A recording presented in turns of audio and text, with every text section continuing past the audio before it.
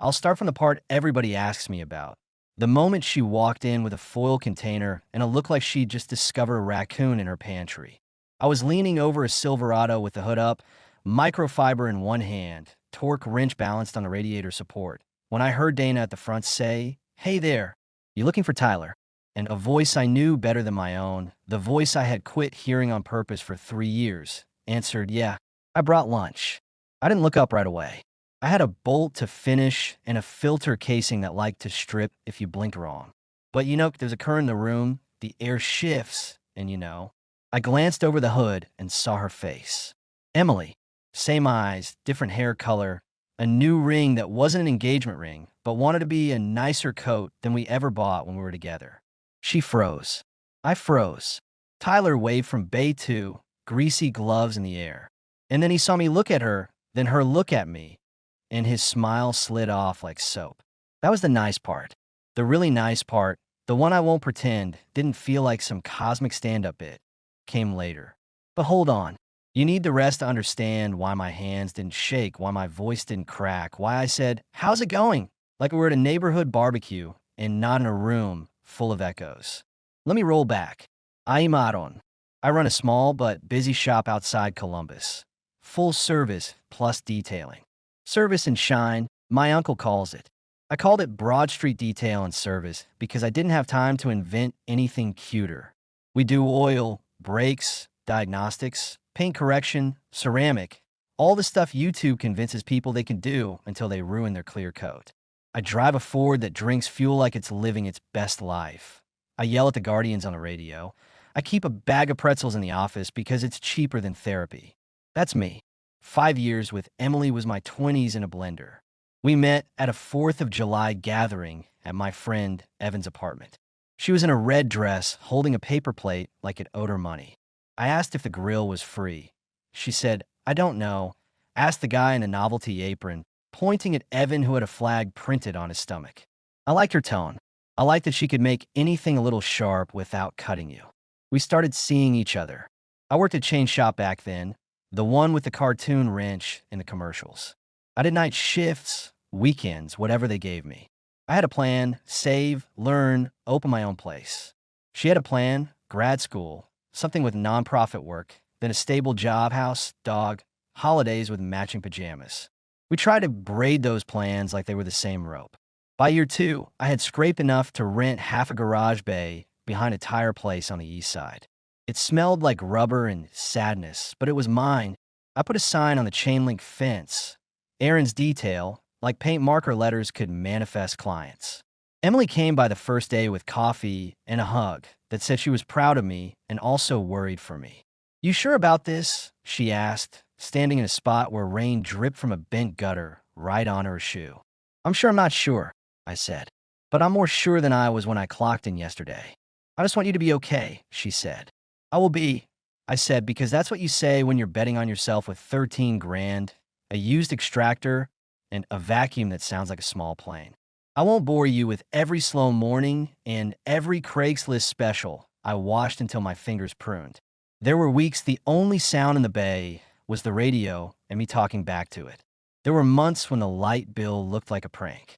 Emily tried to be supportive in a way people are when the timeline's fuzzy. "How long until you can pay yourself? What's the actual plan, not the vibe? Do you think you're maybe chasing something that doesn't want you?" Those aren't evil questions. They're reasonable. Reasonable can still feel like sand in your gears. By year 4, we were running on 2 different fuels. I was still pushing the boulder. She was tired of watching. I don't blame her for the tired. I do blame her for the constant jokes that only punch down. Like if I made eggs too runny, she'd say, "Practice for when the shop runs dry again." If my phone lit up at 10 p.m. with a client, she'd say, "Your imaginary friend?" Sometimes I'd say, "Come on," and she'd say, "I'm kidding," but her face didn't get the memo. The night it ended wasn't a blowout. No plates flew.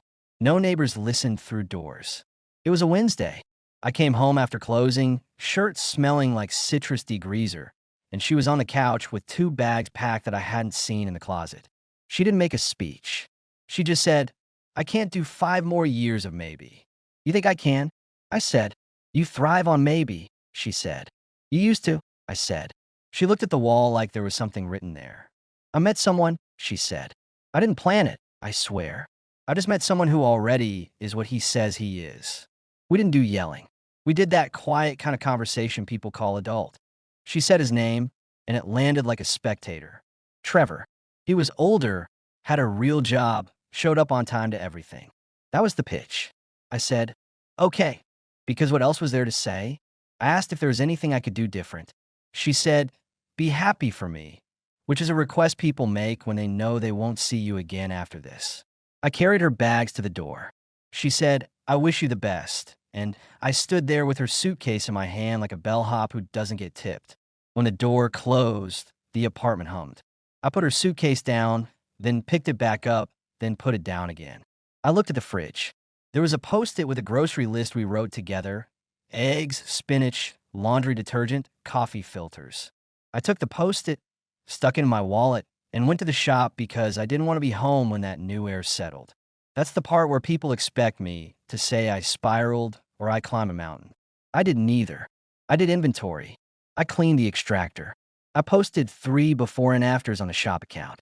I texted Evan to ask if he had an air mattress I could borrow for the office. He said, dude, and then, of course. I slept under the counter for 2 nights because the place felt like a ship and I had a will to hold. Next morning, I called the landlord of the big bay on Broad that I'd bookmarked for someday. The rent was a joke I couldn't afford to laugh at. I called the bank. I said, I need a small business line, not tomorrow. The guy said, send me your P&L. I said, I'll make one. He said, you should already have one. I said, yeah. Then I made one. I wasn't brave. I was out of options. Courage is cheaper than a moving truck. You know the montage people want? The late nights, the coffee cups, the grime under your nails, the mentor who passes you the keys to wisdom with a wink. Okay, here's mine in actual scenes because real life doesn't do a soundtrack. Scene: I'm installing new LED strips because customers only trust what they can see. My uncle Rob wanders in with a sausage biscuit and a kick in the back pocket. He says, you finally getting serious? I say, apparently I needed to be dumped to buy lights. He says whatever works and hands me a crumpled money order for $500. Consider it an early Christmas, he says. Don't make me proud. Make your invoices correct. Scene: Luis shows up because he heard I was expanding. Luis used to work at the chain with me. He's the kind of guy who doesn't smile until he does, and then he can't stop. He says, you paying under the table, boss? I say, I'll pay you on an actual table if you want. It just has to be legal. He says, I'll try you for 2 weeks. He never left. Scene: Dana, who is a friend of Evan's cousin, applies for front desk. She has a voice that makes people stop yelling and start listening. On day 1, she labels every key hook and invents a system for tracking mats and seat covers. By day 3, she's calling our parts vendors by their first names. By day 10, I stop imagining my old life every time the phone rings. Scene: I'm at the bank in a shirt with buttons. The loan officer, young, sharp, clearly bored of men with ideas, looks at me over his glasses. I say, I don't have fancy numbers, but I have repeat clients. I have the tire place next door sending me overflow. I have a city full of salt and summer bugs, and people who like their cars to look like they still make payments. He taps his pen. Collateral, he says. I say, my truck and my future. He doesn't laugh. He says he'll call me. 3 days later he does. Scene: the sign guy asks what font. I say, the one you can read going 40. He says bold it is. Scene: first month in a new bay, I get a rush of folks who saw the lighting and assumed quality came with it. It did. We became a we. We had a whiteboard with slots for 10 cars and a place to draw a little star by Wow Jobs. We did a minivan that had seen 3 kids' worth of crushed crackers. The mom hugged me in the lobby, then apologized for hugging me. Dana said, we take hugs, we just can't guarantee they're sterile. The mom laughed and left a tip in the candy jar. Not every day was a win. A guy came in with a classic Mustang that needed more TLC than he would pay for. He said, you young guys think a polish fixes everything. And I said, no, sir, I think time does. He left a 1-star review that ended with they're fine if you like shiny. I didn't reply. I did 6 more cars and forgot his face. Emily didn't text. I didn't check her socials. That's a habit. I killed the way you kill a light you keep leaving on. A piece of tape over the switch, a note to self, a fine if you slip. The only time her name showed up was when I went through the glove box in my Ford and found a folded napkin with a doodle she made of a dog wearing sunglasses. I put it back and closed the glove box like I just closed a chapter. That's corny, I know, but it was that simple in action, if not in feeling. I closed it, I went back to work. Year 2 in the new place, we started offering light mechanical along with detailing. Brakes, filters, fluids, easy stuff that made people come back for the shine and stick for the service. I hired Tyler that spring because we needed a quick pair of hands, and his references said he was solid. He walked in with a jawline that could cut rope and a resume with gaps that weren't the resume's fault. I had a family thing, he said. I'm back on track. I said, I don't need the story.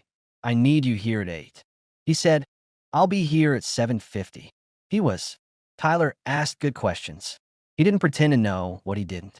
He laughed at Luis's dry jokes. He said, yes, ma'am, to Dana and meant it.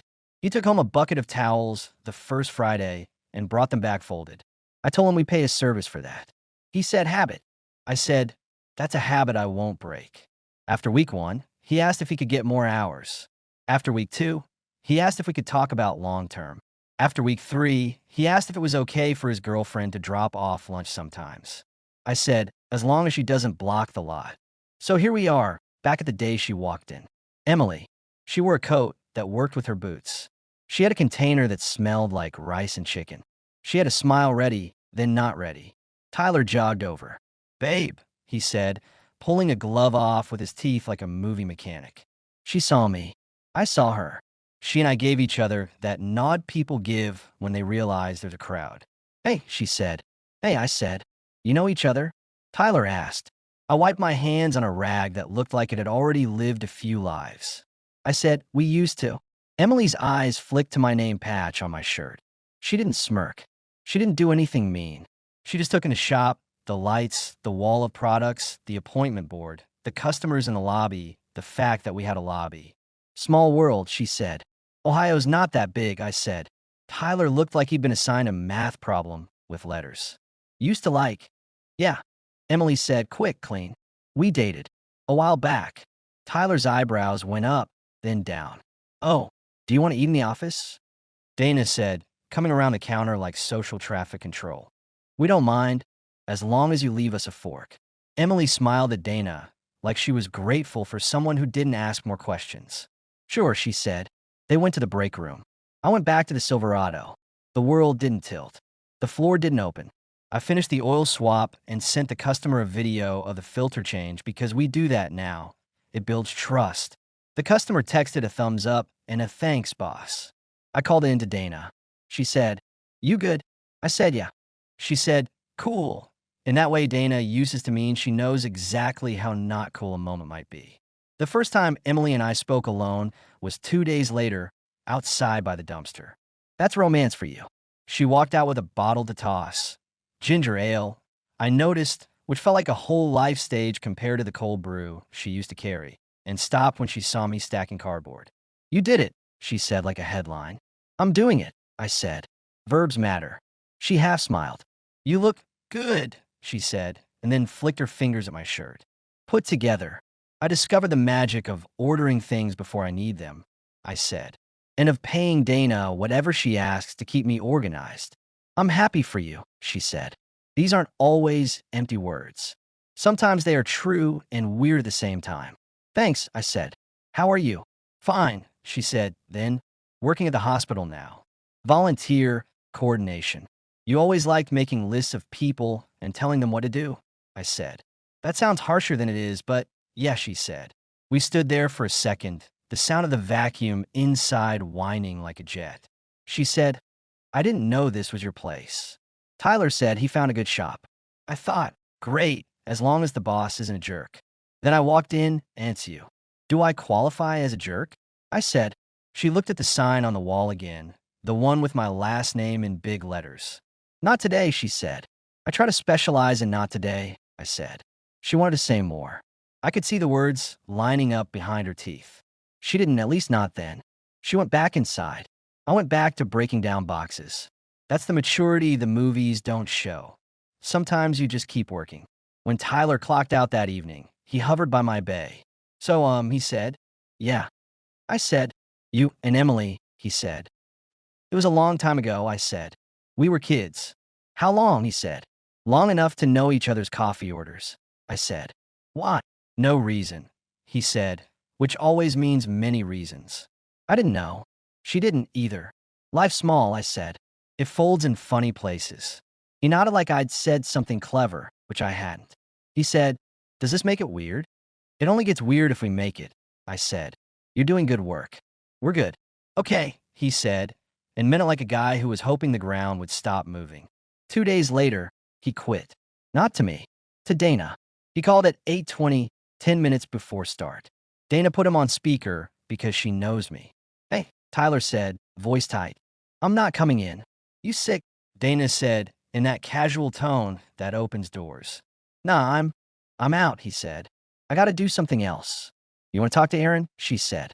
A pause. No. All right, Dana said. Bring the shirts back when you can. He didn't that day. He came in next morning before we opened with the shirts in a grocery bag and an apology in his eyes.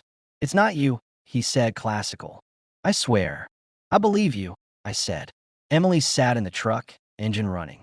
I saw her in the mirror in the office window. No one honked. The street was quiet. He held out his hand. I shook it. You're a good worker, I said. If this is about me and her, it doesn't need to be. He looked at the ground. It's not about that, exactly, he said. Okay, I said, because people get to keep their exacts. He swallowed. She doesn't like it, he said barely. Me working here. She says it's weird. She says it's bad for us. I don't know. I gotta pick my battles. I didn't say the line some people would love me to deliver. I didn't ask if he always picks against himself. I didn't savor it. I didn't because I remember being the guy packing a bag while someone else pays rent. I remember choosing things that seemed smart at the time because you don't want your future to start a fight this early in the week. Got it, I said. You can pick up your last check Friday. Thank you, he said and left.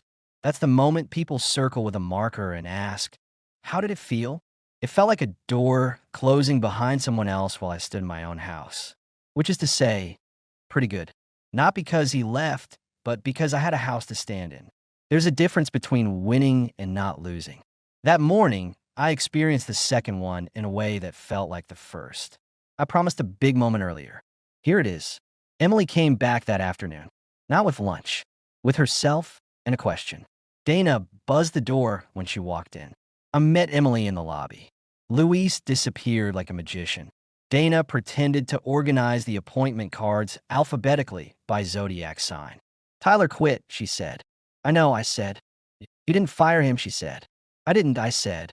She exhaled like she'd been practicing. He thought you would. He thought you want him gone. I wanted him to keep working, I said. He was learning fast.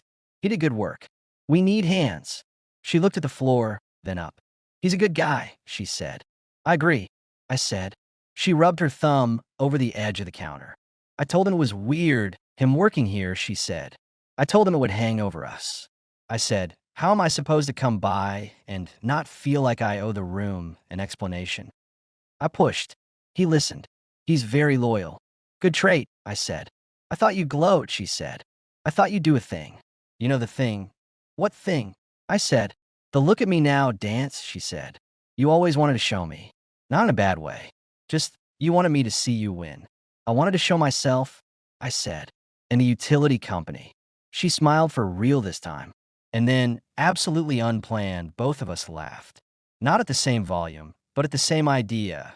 We were two people inside a sitcom writing room, arguing over who gets the punchline. I let it pass. She did too. You look happy, she said after the laugh died. I look tired, I said. Tired and happy, she said. It's a good combo. Like pancakes and coffee, I said. Like pancakes and coffee, she echoed. She picked up one of the business cards. I said some things, she said finally. Back then, I said them like they were jokes. They weren't. I am sorry. Thanks, I said, because that resolves more than an essay ever could. I said things too. You didn't say much, she said. I said them to myself. I said, that counts. She nodded. I won't ask you for anything, she said. I just wanted to tell you I'm impressed. I didn't know you had this in you. I didn't either until I needed to, I said. I think that's when the air cleared. Not like fog lifting, not like music swelling. More like when you open a window and the room just stops smelling like whatever you cooked last night. She put the card back. I should go, she said. You should, I said, not as a command, just a map. She walked to the door. Before she left, she turned and said, I hope you meet someone who sees this version of you first. I hope you do too, I said. She shook her head. Already met someone, she said, meaning Tyler, I think. Or maybe meaning time. I don't know. She left. The door clicked. Dana popped up like a prairie dog. Do we like that? Dana asked. We accepted it, I said. Cool, Dana said, then lowered her voice. Do you want the cookies Mrs. Klein left, or should I hide them from you for your own good? Hide two, give me two, I said. As the weeks rolled, Tyler's absence opened a slot we filled with a guy named Jerome who used to manage a car wash and wanted to move up.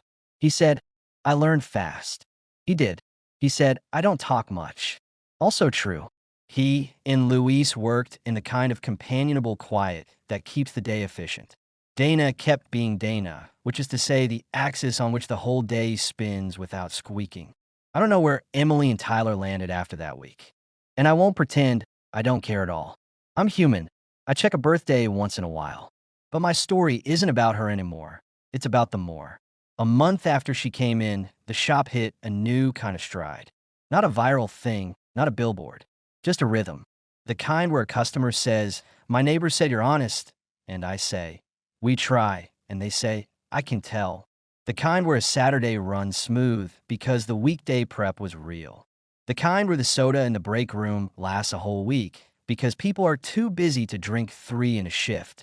It's funny. The high point people think I cherish most is the look on Emily's face when she realized the shop was mine. It was nice, sure, but the part 1 replay is quieter. It's Tuesday, 3 weeks after that, and I'm at the parts counter picking up rotors. The guy behind me is grumbling about a shop that kept his truck too long. The woman behind him says, you should take it to Broad Street Detail and Service. They do it fast, and they text you videos so you don't feel like you're getting, well, you know. The parts guy nods and says, yeah, those folks run tight. I turn around and smile without introducing myself. Then I go back to the shop and put the rotors in, torque by torque, click by click. Here's what I wish I could tell to me who carried those bags to the door on that Wednesday. You don't need revenge. You need receipts. Not credit card receipts, though those help. Proof. Proof of habits. Proof of the boring stuff that makes a life, not just a highlight reel. You need to get up, go to the bay, turn on the lights, and saw what's in front of you. The narrative will take care of itself, and sometimes it'll even throw you a scene that feels like a setup. When that scene comes, keep your hands steady and your mouth closed enough to let the moment land. I get asked if I ever considered calling Emily after that, to say something slick, to pin a medal on myself using her pin. No, I thought about it in the way you think about jumping into the Olentangy in December, like a dare someone else would do. Then I went out to the lot and checked the tire shine level on the Subaru waiting for pickup. That's who I am now. Not stubborn, not noble. Busy. Tell them the good part, Luis says when I practice this story out loud, because he says someday I'll be on a panel about small business, like it's a TED thing where people clap for schedules. Tell them she had to watch you lead a staff meeting, he says. Tell them you used to whisper to the extractor like it was a pet, and now you bark at vendors like you own the block. The good part, Dana says, is that you didn't make that kid pick sides. He did, but you didn't force it. The good part, Uncle Rob says, is that you can do your taxes without calling me. Everybody's got a version. Here's mine.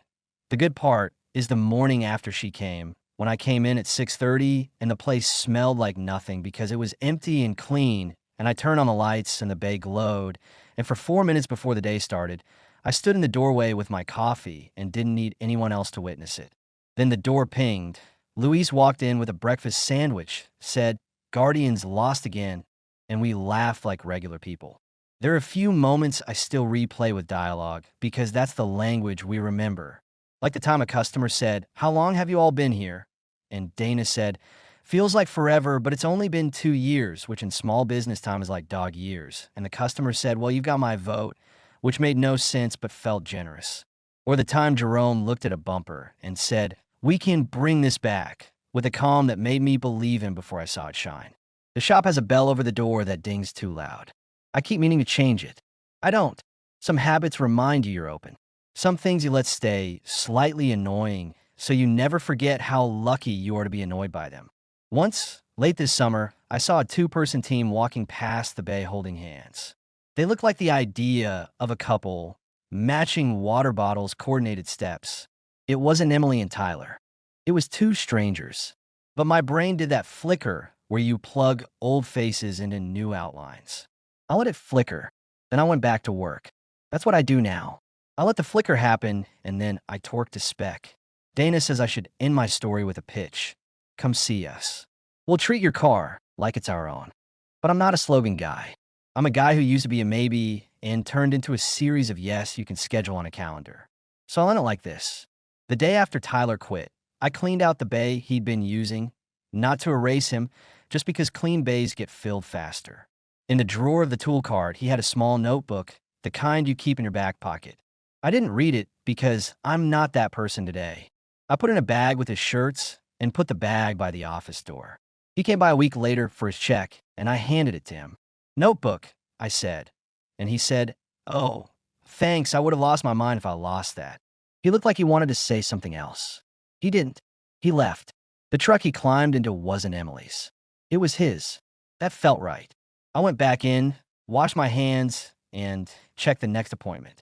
It said, minivan, full interior, 9 a.m. That's me. One job at a time, one morning at a time. The funny thing is, if you do that long enough, people think you had a plan. Maybe I did.